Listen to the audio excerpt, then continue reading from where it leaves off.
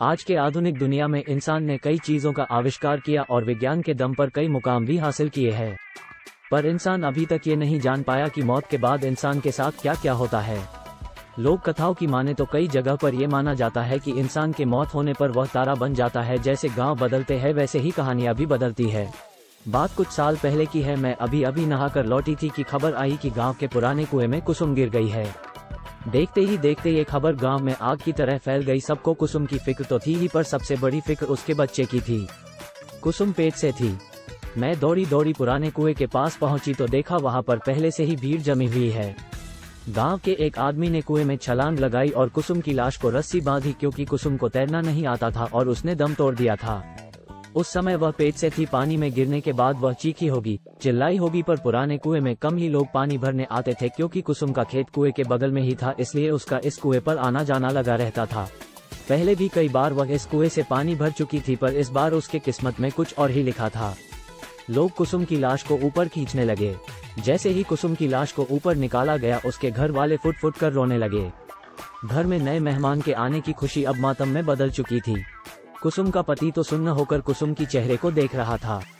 ना ही वो रो रहा था और ना ही उसके आंख से आंसू आ रहे थे, तो बस बिना अपनी पलकें झपकाए कुसुम को देखते ही जा रहा था।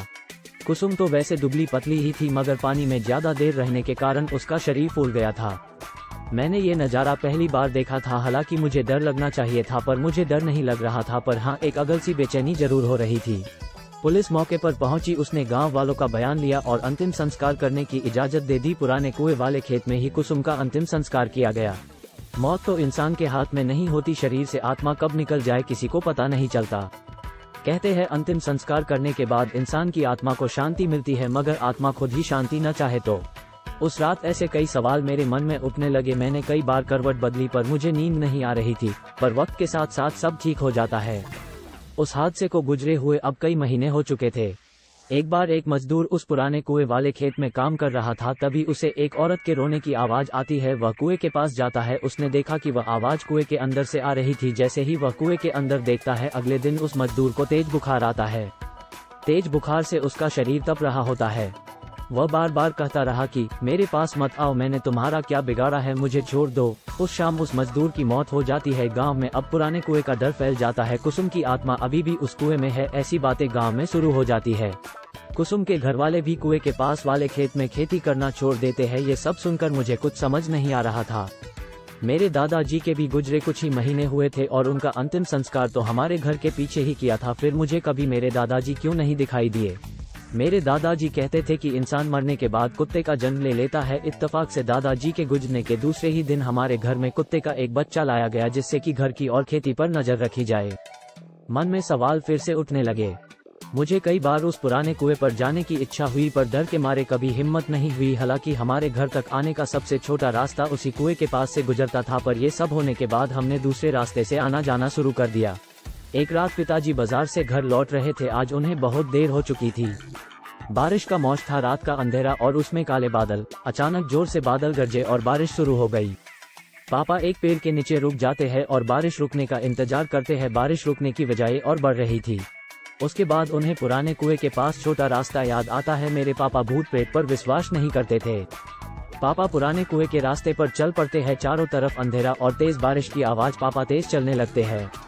तभी उनके पैरों के साथ पायल की आवाज आने लगती है। पापा एक जगह रुक जाते हैं तो पायल की आवाज भी शांत हो जाती है। पापा फिर से चलने लगते हैं। उसी के साथ पायल की आवाज भी आने लगती है। तभी उनके पीछे से कोई गुजरता है। वह पीछे देखते हैं तो पीछे कोई नहीं होता, पर जैसे ही वह आगे देखते हैं उन्हें कुसुम की आत्मा दिखाई देती है। उसे देखकर पापा की आंखें फटी की फटी रह जाती है। वह डर के मारे पीछे जाने लगते हैं और कीचड़ में फंसकर गिर जाते हैं। कुसुम की आत्मा धीरे धीरे पापा के पास आने लगती है। पापा अपनी आंखें खोलकर देखते हैं तो हमारा कुत्ता उनका हाथ चाट रहा होता है। पापा उसे देखकर राहत की सांस लेते हैं। पापा आसपास देखते हैं तो वहाँ कोई नहीं होता है। पापा कुत्ते के साथ घर आ जाते हैं। घर आने के बाद उन्हें ठंड लगने लगती है और बुखार भी आता है। अगली सुबह डॉक्टर की दवाइयों से उन्हें आराम मिलता है। उसके बाद वह रात का किस्सा सब घर वालों को बताते हैं। तभी मेरे ताऊजी कहते हैं कि बड़े बुजुर्ग ठीक कह गए हैं, मरने के बाद इंसान कुत्ते का जन्म ले लेता है और ये कुत्ता और कोई नहीं बल्कि हमारे पिताजी ही है। उन्हीं ने ही तुम्हारी उस आत्मा से रक्षा की है। फिर से मेरे मन में कई सवाल उठे, पर इस बार मैं समझ गई थी कि कई सवाल ऐसे भी होते हैं जिनका जवाब आज तक इंसान ढूंढ ही नहीं पाया। आपको क्या लगता है, मरने के बाद इंसान का आखिर क्या होता है?